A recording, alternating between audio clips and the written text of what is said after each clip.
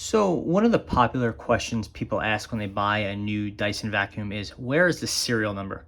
You'll need the serial number if you ever are going to register the Dyson to use your warranty, or if you need to return it, or basically if you ever have to talk to Dyson, they'll ask what model you have and what's your serial number.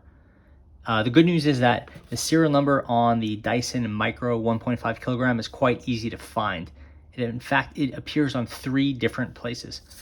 First of all is on the outside of the box. This is the side panel of the box. It's all messed up from when it got shipped to me, got all dirty, but it's right here on this silver sticker.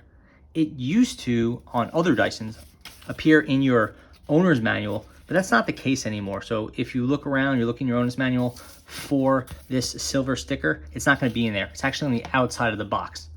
If you threw the box out, or you're looking for the your serial number a couple years later, don't worry about it. It appears a few other places. First of all, it is on the bottom of your battery. I marked it off in yellow, so it's really clear where your serial number is going to be. There's all this information here talking about the battery pack 4-cell and 14.4 VDC and 2500 milliamp hours, stuff like that. Don't worry about that stuff. That's information about your battery. Right here on the top of it is going to be the serial number for your vacuum. So that's number 2.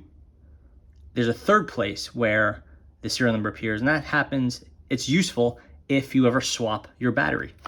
So what you're gonna have to do here is remove 3 screws.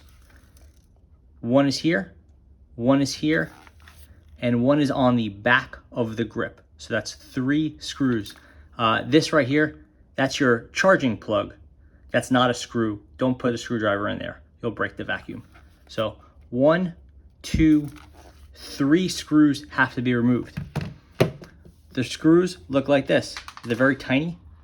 They have what appears to be a Phillips head. It's not exactly a Phillips head, but it looks a lot like a Phillips head, and you'll need a pretty good screwdriver to get it out. It'll have to be a small screwdriver that's pretty exact, because they're in there quite tightly from the factory, and it's really easy to strip them if you're using a screwdriver that's not the right size.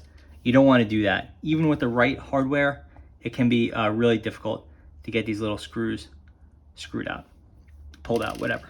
Anyway, you'll get it eventually, and you'll want to just get the grip here, hold that, pull the battery straight down. Now, right here where I put that marking sign, or that marker, you'll see the third and final place where the serial number on your vacuum appears. So even if you throw out the box and you swap the battery, you'll still have a serial number permanently affixed to the inside of the vacuum or the motor module, whatever you want to call it. And that one you definitely won't lose. So those are the 3 places where you could find the serial number of the Dyson Micro 1.5 kilogram vacuum.